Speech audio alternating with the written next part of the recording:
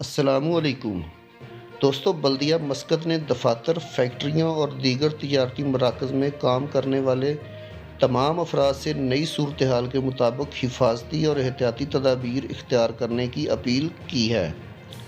بلدیہ کے مطابق اعلیٰ انتظامیہ سے لے کر چھوٹے کارکنوں تک تمام ملازمین کو یہ یقینی بنانا ہوگا کہ وہ ملک میں کرونا وائرس کے مقدمات کی تعداد کو کم کرنے کے لیے حفاظتی ہدایت نامے پر عمل پیرا ہوں گے۔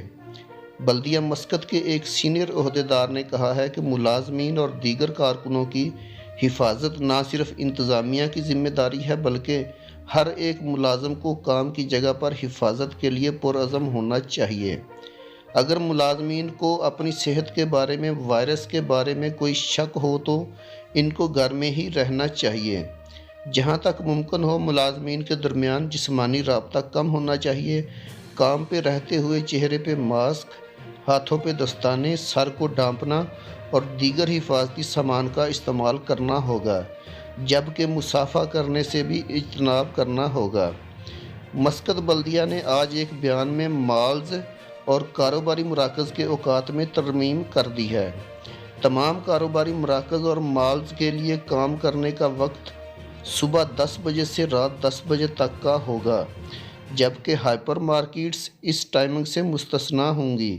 تمام مالز اور اسٹورز میں ڈریسنگ روم کھولنے اور استعمال کرنے پر پابندی عائد کر دی گئی ہے، جبکہ 12 سال سے کم عمر اور 60 سال سے اوپر کی عمر کے لوگوں کو داخلے کی اجازت نہیں ہوگی۔ تمام آنے والے لوگوں کی حفاظت کو یقینی بنانے کے لیے سب کا درجہ حرارت چیک کرنا ہوگا۔